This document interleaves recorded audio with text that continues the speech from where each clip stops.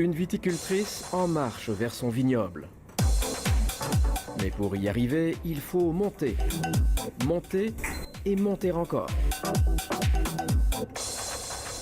Voici le premier vignoble urbain nordique, sur le toit du Palais des Congrès de Montréal. Je vis en ville, j'aime ma vie en ville et ma vie est ici.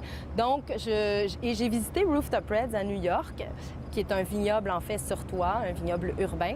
Et là, je me suis dit, c'est là que le déclic est arrivé.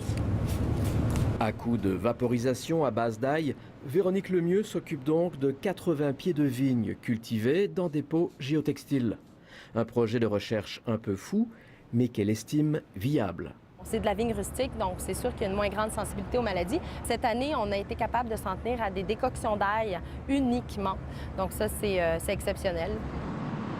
Une expérience qui peut donner le vertige, mais qui fait aussi la promotion de l'économie circulaire. Les gens boivent du vin. Ils mettent leurs bouteilles de vin dans le bac à recyclage. Un centre de tri récupère ces bouteilles, il les broie ou il les réduit en sable. On récupère ce sable, on l'intègre, on récupère ce verre, en fait, qui est comme du sable, on l'intègre à un terreau et on fait pousser des vignes dedans. Un projet le plus écologique possible. Captage de chaleur du toit et pas d'irrigation, juste la pluie. Mais que vont devenir ces vignes pendant le rude hiver? On va les mettre dans des endroits stratégiques sur le toit, puisque ces vignes vont devoir être couvertes. Évidemment, ce qui sortira ici de ces vignes ne sera pas un vin de terroir.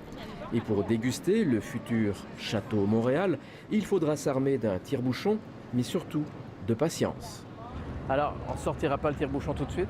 Non, clairement pas. Mais dans 5 ans, je suis persuadée qu'il y a moyen de faire quelque chose. Les cépages ont été choisis pour leurs nombreuses possibilités d'assemblage. Il n'en demeure pas moins que ce vignoble urbain peut susciter des vocations chez ceux qui ont de l'espace dans leur jardin pour y planter des vignes. C'est d'observer la croissance de la vigne et son cycle de la vigne. Et de voir ça tous les jours, de voir les fleurs arriver, les raisins arriver et toutes les contraintes climatiques, justement, et la difficulté. Je pense qu'une fois qu'on est en lien avec ça, on a peut-être un plus grand respect pour ce qu'on retrouve dans le verre parce qu'on se rend compte à quel point tout ça n'est pas simple. On pense que s'il y a, par exemple, 5 vignobles comme ça en ville, on pourra les assembler et arriver peut-être avec 500 bouteilles, par exemple, au final. Donc, ça reste une petite production. Au fait, il n'y a pas que de la vigne sur ce toit vert. Un potager géant avec en plus du houblon qui alimente des brasseries montréalaises. Un toit décidément polyvalent. Du vin, de la bière, la prochaine étape, c'est quoi, du pot? C'est une bonne question. Je ne sais pas si l'administration du palais voudrait qu'on fasse pousser du cannabis. Moi, j'ai aucun... je vois pas l'empêchement, en fait. Pourquoi pas? La patiente viticultrice urbaine, elle, fonde beaucoup d'espoir sur ce toit, même si elle sait bien qu'il y a encore loin de la coupe aux lèvres.